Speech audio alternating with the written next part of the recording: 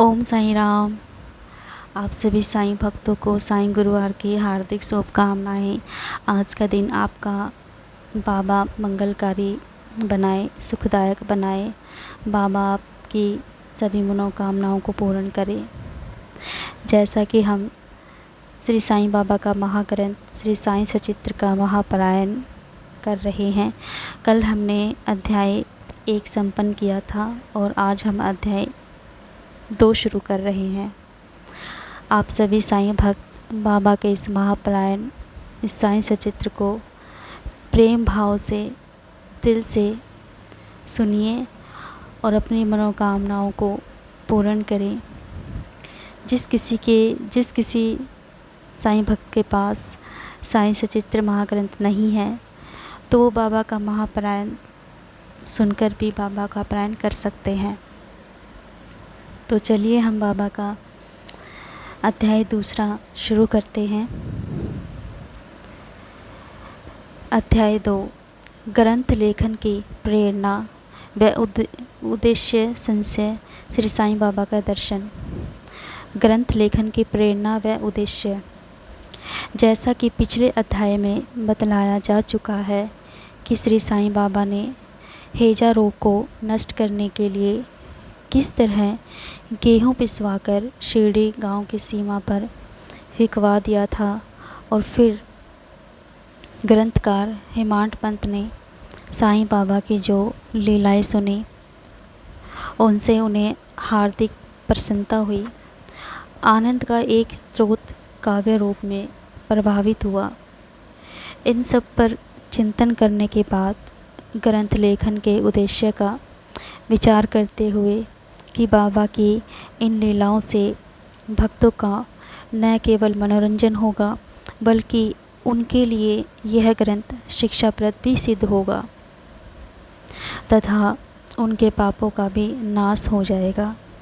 इसीलिए हेमांत पंत ने बाबा की पावन जीवन गाथा व मधुर उपदेशों को लेखबद्ध करना शुरू कर दिया। साईं बाबा की यह जीवन गाथा सरल व्यापक ही नहीं बल्कि इससे सत्य व आध्यात्मिक मार्ग का पथ प्रदर्शन भी होता है। संशय। श्री हेमांत पंत ने जब ग्रंथ लेखन का कार्य आरंभ कर दिया तो उनके मनोमस्तिष्क में संशय का बीज अंकुरित हुआ कि वे इस कार्य के लिए किसी भी प्रकार से अधिकारी नहीं हैं, क्योंकि उन्हें किसी की जीवनी लिखने का अनुभव है ही नहीं, न वे किसी के बारे में कुछ जानते ही हैं। फिर वे कैसे एक महान संत की जीवनी लिखने का दुस्साहस कर सकते हैं। दिव्यावतारों के बारे में तो वेद भी कुछ वर्णन नहीं कर पाते। फिर किसी संत की जीवनी लिखने से पहले उसका चरित्र ज्ञान होना अति आवश्यक है और इस हेतु पहले स्वयं को संत जैसा आचरण करना चाहिए। फिर वे तो उनका गुणगान कथन करने में भी सक्षम नहीं है। संत की जीवनी लिखने के लिए अदम्य साहस बहुत आवश्यक है। कहीं ऐसा न हो कि संत की जीवनी लिखने के बाद लोगों के मध्य हास्य का पात्र बनना पड़े। इसलिए साईं बाबा की कृपा को पाने के लिए वे परमात्मा से प्रार्थना करने लगे। संत के चरित्र का लेखन करने से परमात्मा भी बड़े प्रसन्न होते हैं। ऐसा महाराष्ट्र के संत शिरोमणि ज्ञानेश्वर जी महाराज का कहना है। गोस्वामी तुलसीदास जी ने भी यह कहा है कि साधु चरित शुभ सरिस कपासु नीरस विशद गुणमय फल जासु जो सही दुख पर छिद्र दुरावा वंदनीय जेहि जगदस पावा। भक्तों की भावना रहती है कि वे संतों की सेवा करें और संतों का भी यह वैशिष्ट्य होता है कि वे अपनी कार्य प्रणाली द्वारा भक्तों से सेवा करवा लेते हैं। वास्तव में प्रेरक तो संत ही होते हैं, भक्त तो यंत्रवत होते हैं। संवत 1700 में कवि महीपति को संत चरित्र लिखने की इच्छा हुई तो परमात्मा व संत कृपा से वह कार्य संपन्न हुआ। फलंत कवि महीपति ने भक्त विजय संत विजय भक्त लीलामृत व लीलामृत जैसे ग्रंथों की रचना की। इसी तरह संक संवत 1800 में दास गणु जी ने आधुनिक संतों के चरित्र पर भक्त लीलामृत व संत कथामृत की रचना की थी। संत कथामृत में दास गणु जी ने श्री साईं बाबा की जीवनी व अनमोल उपदेशों का सुंदर ढंग से वर्णन किया। बांद्रा की रहने वाली श्रीमती सावित्री बाई रघुनाथ तेंदुलकर ने भी भजन रूप में श्री साईं बाबा की लीलाओं का वर्णन किया। इनके अतिरिक्त भी अन्य भक्तों ने श्री साईं बाबा की जीवन लीलाओं का वर्णन स्वरचित पुस्तकों में किया। ऐसे श्री साईं बाबा के जीवन पर साईं सचित्र ग्रंथ रचने की आवश्यकता आखिर क्यों हुई?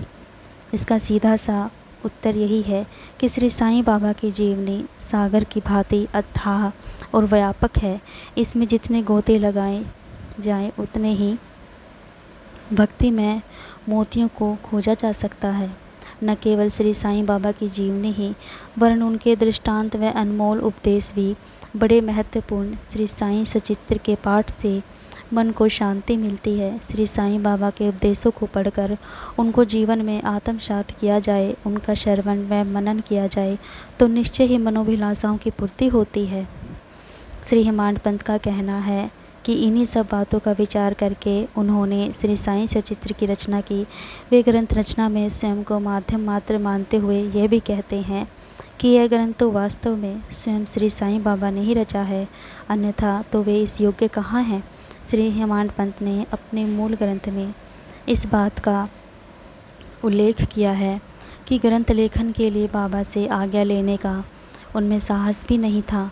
उन्होंने बाबा के अतरंग भक्त श्री माधवराव जी से उनका उपनाम सामा था, इस संबंध से मैं प्रार्थना की। श्री सामा ने जब इस संबंध में श्री साईं बाबा से निवेदन किया तो उन्होंने कृपा करके श्री हेमाड पंत के शीश पर हाथ रखकर उदी देकर आशीर्वाद दिया और बोले कि इन्हें दृष्टांत व जीवनी संकलित कर लिपिबद्ध करने दो, मैं इनकी सहायता अवश्य करूँगा।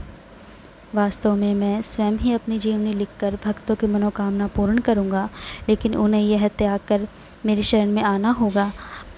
जब इनका अहद नष्ट हो जाएगा तब मैं इनके हृदय में विराज कर अपनी जीवनी स्वयं ही लिखूँगा। जो भक्त मेरे चरित्र व उपदेशों को सुनेगा उसके हृदय में श्रद्धा का जागरण होकर उसे आत्मानंद की अनुभूति होगी।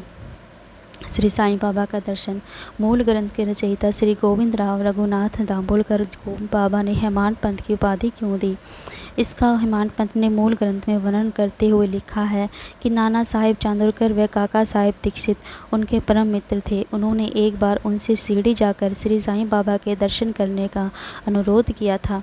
श्री हेमाड पंत ने अनुरोध स्वीकार भी कर लिया था, लेकिन किन्हीं कारणों से वे शिरडी नहीं जा सके। फिर एक दिन उनके परम मित्र का पुत्र लोनावला में बीमार हो गया। उनके मित्र ने उसका काफ़ी उपचार करवाया, लेकिन लाभ नहीं हुआ। अंत में हार कर उन्होंने अपने गुरु श्री साईं बाबा का चित्र पुत्र के सिरहाने रख दिया, लेकिन तब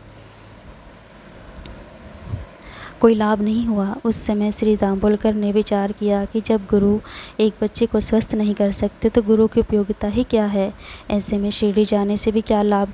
यही सोचकर उन्होंने शिरडी यात्रा को स्थगित कर दिया। लेकिन जो होनी होती है वो तो होकर ही रहती है, इसमें मनुष्य कुछ नहीं कर सकता। श्री दाभोलकर के साथ भी ऐसा ही हुआ यूँ कि प्रांताधिकारी नाना साहेब चांदोरकर बसई जा रहे थे। वे ठाणा से दादर गए और वहां बसई की ओर आने वाली ट्रेन की प्रतीक्षा करने लगे, क्योंकि ट्रेन के आने में काफ़ी समय था। इसी बीच बांद्रा लोकल आई।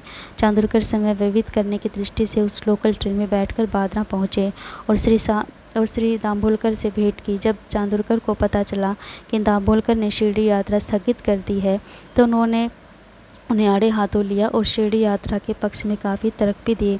फलस्वरूप श्री दाभोलकर ने तुरंत फुरत सामान बांधा और रात में शिरडी जाने का कार्यक्रम बना लिया। कार्यक्रम के अनुसार वे दादर जाने वाली ट्रेन के डिब्बे में बैठ गए।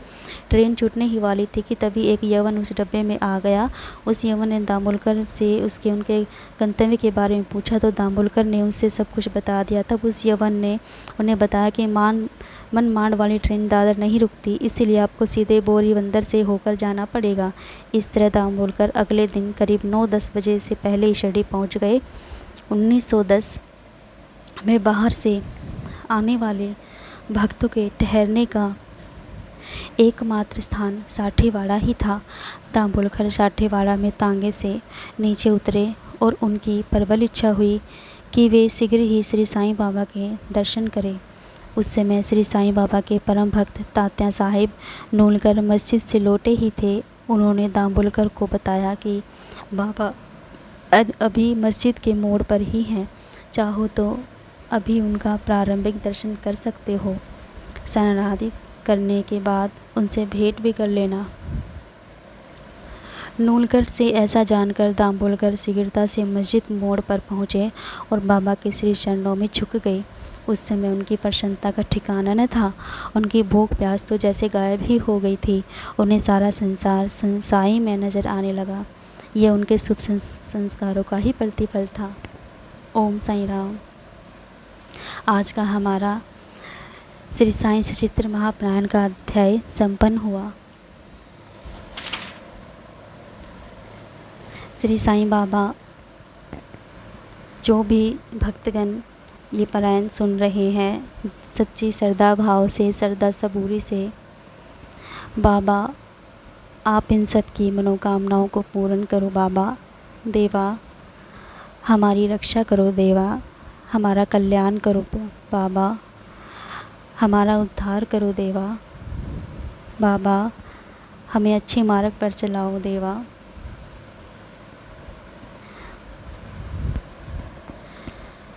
सदा ही जपते रहिए। ओम साईं राम। राम जी भला करे, सबका मालिक एक। ओम साईं राम।